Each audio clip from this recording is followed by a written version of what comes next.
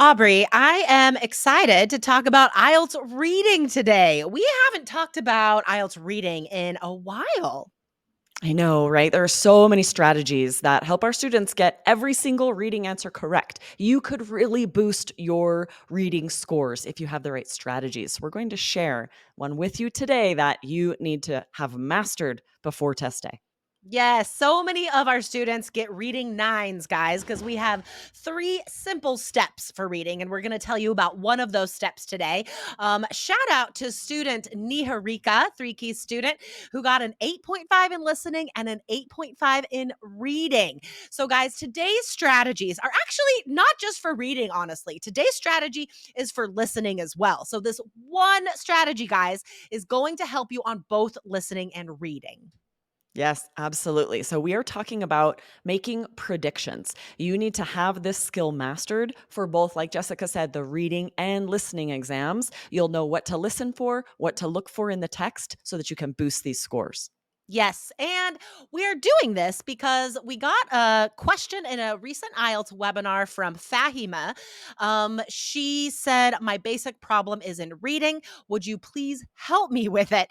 So that is a big question, right? It would take a long time to give you every single part of the IELTS reading strategies that you need. So I really want to focus today just on this one step, guys, because this one thing, I promise you, will help you get more answers correct on reading and listening. So, Aubrey, what does it mean when we say making predictions? What does that mean?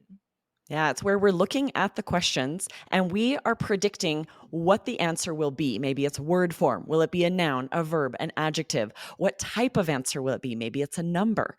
And this is so helpful so that when you're hearing the audio, your brain is ready to listen for that type of answer, that type of word. And same thing in reading. Once you know what you're looking for as you scan the text, it's going to jump out at you.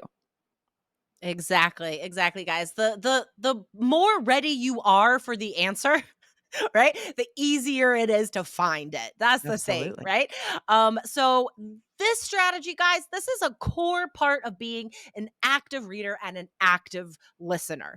One of the biggest problems with that students have on the listening exam is they're not being active. They are passively sitting, waiting for answers to come to them, right?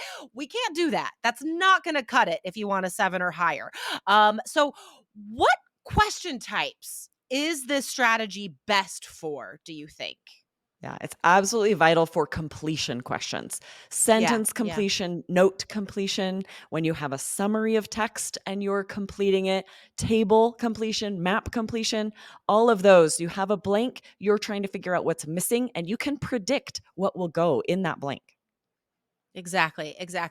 All right, so let's get into this, guys. Remember that today's strategy is just one of the steps, though. If you are curious about the complete system, you can check it out allearsenglish.com/KEYS. All right, so let's give our students some examples here of how we would make predictions. Let's do some listening questions first. We're going to read the listening questions out, talk about the key words, and make our predictions. Remember, guys, we're doing this in that 30 seconds before you listen because you have 30 seconds to underline keywords and think about possible answers. So that's where this strategy fits in. All right. So um, here we are completing some sentences, and the instruction says no more than 2 words for each answer. That's important to note. And the first sentence is studying with the Open University demanded a great deal of blank. So, what do we need there? All right, we know it's going to be a noun, and we can Yeah, immediately start thinking what would be the possibilities? Maybe patience, yeah. hard work, determination, Time. right? It's going to time. Yeah. Yes, one of these nouns we're probably going to hear. Or maybe even verb ing. Guys, remember verb ing can be a noun, demanded a great deal of studying or researching. That's also possible, that present participle. And then the next one, studying and working at the same time improved Rachel's blank skills. So this could be, again, we're looking for an adjective for skills, could be verb ing because that's also an adjective. I automatically want to say multitasking skills. I know, right? It could be presentation skills, communication skills, lots of Yeah. options here.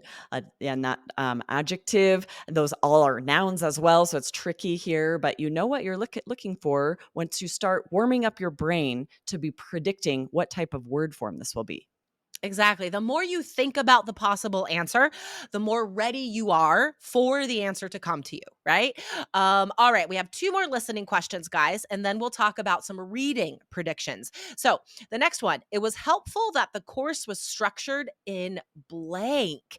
So, that makes me think it could be a number of modules. For example, it was helpful that the course was structured in two parts or three modules or 4 semesters, something like that.